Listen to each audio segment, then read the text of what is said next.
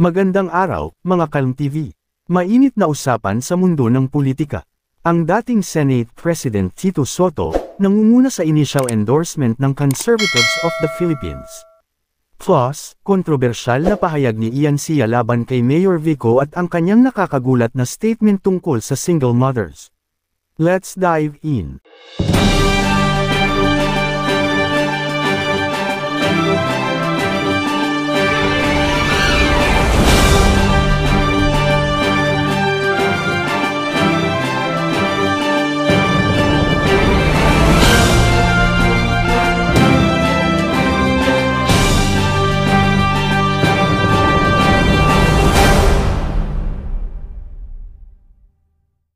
Pag-usapan natin ang latest na inilabas na listahan ng mga inendorso ng Conservatives of the Philippines para sa 2025 Senate elections.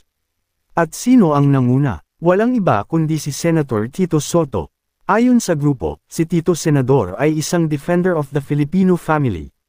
Ayon sa kanilang pahayag, matibay na paninindigan ni Sotto laban sa mga liberal bills, ang dahilan kung bakit siya ang pinili nilang champion. Bukod pa rito, may 0 absences siya noong nasa Senado.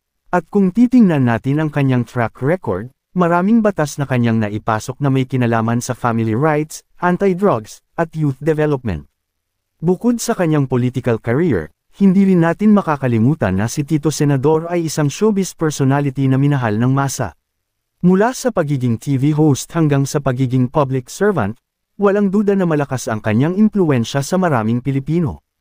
Pero ang tanong, sapat ba ito para bigyan siya muli ng pagkakataon sa Senado? Ano sa tingin nyo, mga kabayan? Karapat-dapat ba siyang bumalik sa Senado?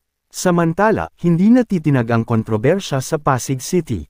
Binatikos ni Congressional Aspirant Attorney Ian Sia si incumbent Mayor Vico Sotto sa di umano'y mga infrastructure projects na napako sa pangako.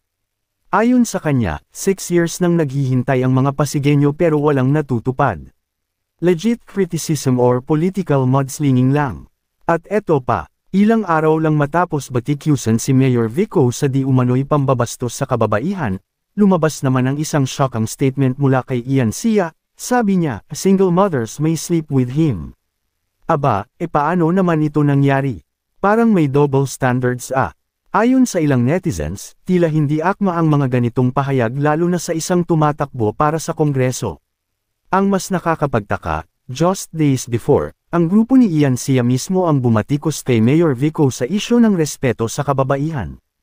Hindi ba parang self-contradictory ito? So anong masasabi nyo? Sa panahon ngayon, mahalaga ang integridad at consistency ng mga politiko.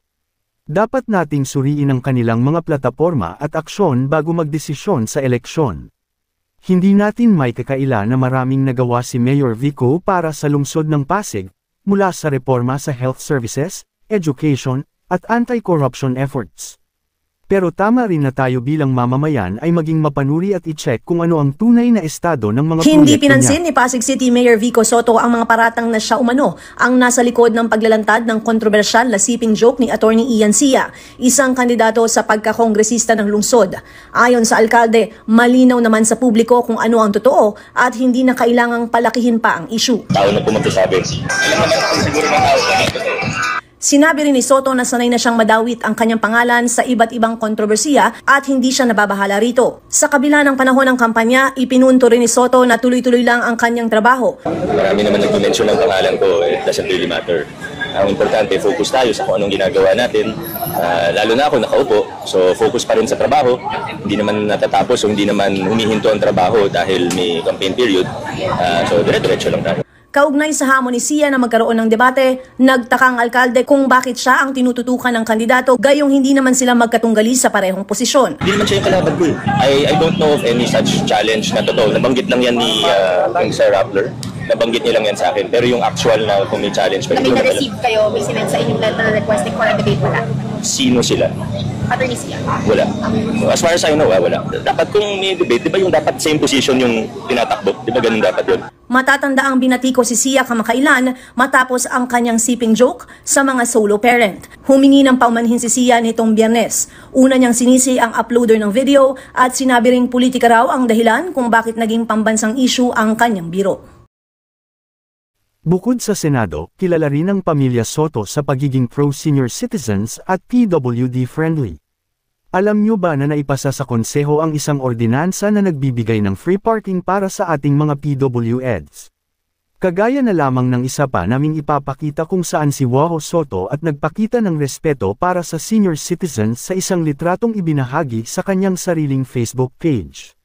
Ganito kagalang mga Soto sa kanilang mga matatanda, may respeto sa kahit sino. Para sa mga senior citizens natin at sa lahat ng nangangailangan, good move ito.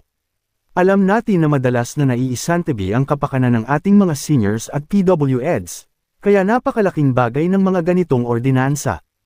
Isa itong halimbawa ng tunay na malasakit sa mga nangangailangan. Sana lang marami pang lungsod ang sumunod sa ganitong halimbawa. Isang politikang puno ng drama at aksyon. Ano ang masasabi nyo kay Tito Soto? Dapat ba siyang bumalik sa Senado? At anong opinyon nyo sa mga patutsyada ni Ian Sia laban kay Mayor Vico?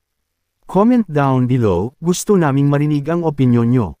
Don't forget to like, share, and subscribe, hit the notification bell para lagi kayong updated sa latest balita at trending issues. See you in the next video.